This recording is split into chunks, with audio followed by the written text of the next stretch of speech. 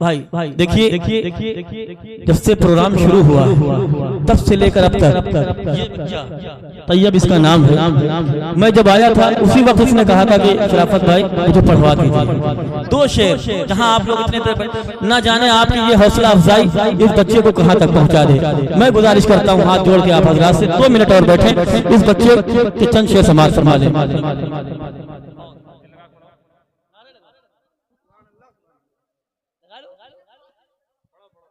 देखिए शदी भाई नारा लगाने जा रहे हैं।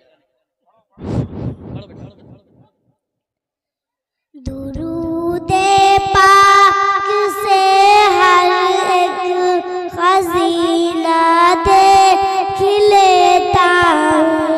दुरूदे पाक से हर एक खजीना देख लेता हूँ। मैं आंखें बंद करता हूँ, मदीना देख लेता हूँ। मुझे जब देखना होता है दुनिया में हंसी इंसान, तो जाकर मैं किसी हाफिज का सीना देख लेता हूँ।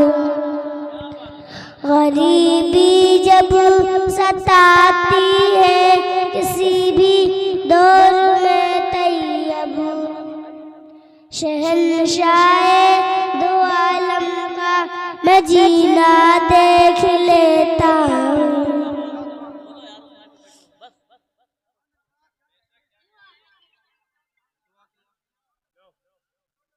हाँ दुआ होने जा रही है।